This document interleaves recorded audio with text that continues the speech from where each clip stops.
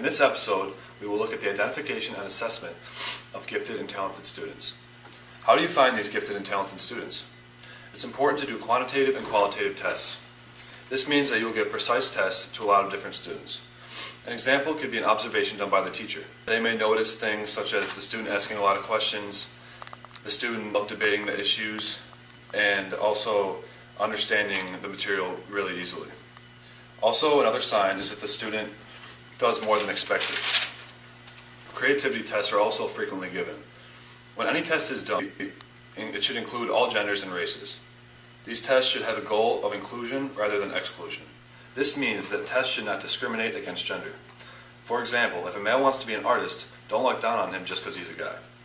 Students with disabilities can also be gifted, but do have barriers they need to overcome. As a teacher, you must create a clear understanding of the disability, but also look at the strengths they may have.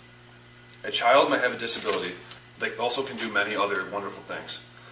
It's important as a teacher to be able to cope with students' aggression that may come from the disability. Also, as an educator, you must provide a mentorship with an adult who is also gifted. If a child sees this real-life example, it becomes much more realistic to them. Thank you, Scott. Now here are some questions to ask yourself while trying to identify if a student is talented or gifted. However, answering yes may not mean that the child is gifted or talented.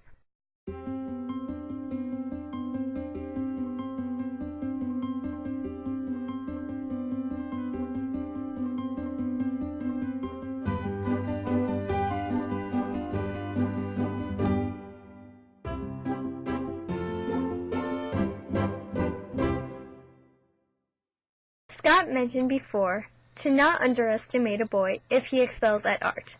However, identifying females as gifted and talented has not always been the case, since these terms were primarily used on males.